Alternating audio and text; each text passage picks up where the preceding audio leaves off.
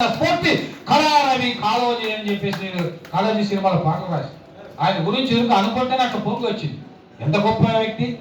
ఆయన వేదిక మీద కవిత్వం చదువుతూ ఉంటే ఒక పుట్టపల్లి శ్రీనివాసరావు అని కూరగాయలు అమ్మే వాళ్ళ గురించి ఆయన కవిత్వం చదువుతారు. ఆయన ఈడ ఈ వేదిక మీద కూరగాయలు అమ్మే వాళ్ళ గురించి ఇక్కడ కవిత్వం చదివితే ప్రయోజనం ఏంటి?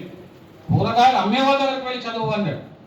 ఆయన అట్లా మరుసటి రోజు వెళ్ళి చదివి జిరాక్స్ చదివి వచ్చి చెప్తే ఈయన ఏం చేశారంట కాలేజీ నరాలు.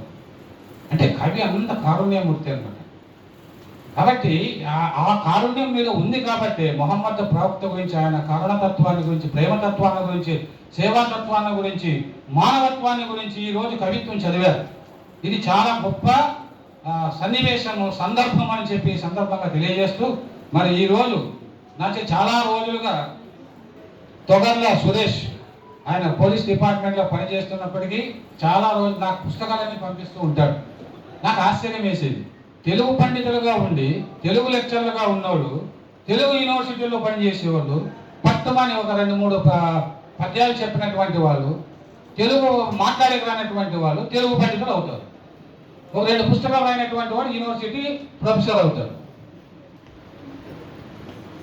కానీ పోలీసు డిపార్ట్మెంట్లో ఉండి నిరంతరము టెన్షన్ జాబ్ చేస్తూ దాదాపు 15-20 సంపుటాలు వెలువరించినటువంటి సురేష్ గారిని ఈ సందర్భంగా అభినందిస్తున్నాను.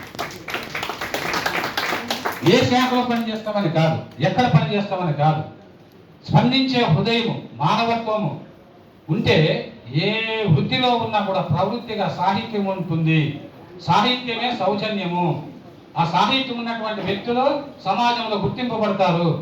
చాలా మంది జస్టిస్ చంద్రకుమార్ చేత నేను 2 కవితా సంపుటాలు రాయించాను, వెలుగులోకి తీసుకొచ్చాం. అదేవిధంగా డిఎస్పీలు, ఎస్పీలు చాలా మంది రాస్తున్నారు.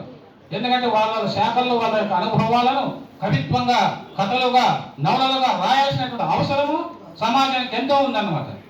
అందుకే ఈ పుస్తకంలో ఒక కొమ్మకు పూసిన అని క్వశ్చన్ మార్క్ పెట్టాడు. అంటే పువ్వులం అని మనం తెలుసుకోవాలి. ఇందులో ఏముందో నాకు తెలియదు. ఇప్పుడు వచ్చాను కాబట్టి అకస్మాత్తుగా ఆవిష్కరించమన్నారు. దీంట్లో సురేష్ గారు చేసేది రక్షకపట వృత్తి, రచనా వ్యాసంగం అతని ప్రవృత్తి. వృత్తిలో తీరిక లేకున్నా దొరికిన కొద్ది సమయాన్ని కవితా రచనకే వెచ్చిస్తున్నారు. వృత్తిలో భాగంగా ప్రజలకు తన సహాయ సహకారాలను అందించే నైజం కలవారు అని ఒక అతను ఎండెల నరసింహులు అనే అతను రాశారు. ఇది వాస్తవం. ప్రతి ఒక్కరూ ముందు మాటలు రాయించుకోండి పుస్తకాలకి. ఎందుకంటే మీ గురించి మీరు చెప్పుకోలేరు కదా, కానీ చెప్పుకోవాలి. చాలా మంది కవులు వచ్చి వాళ్ళు కవిత చదువుతారు, వాళ్ళు ఎవరు ఏమి రాశారు. ఇప్పుడు ఈయన మా కూకట్లపల్లి బోరాయ్ గారు ఉన్నారు. ఆయన ఒకసారి నాకు ఫోన్ చేసి, సార్ నేను కవిత్వం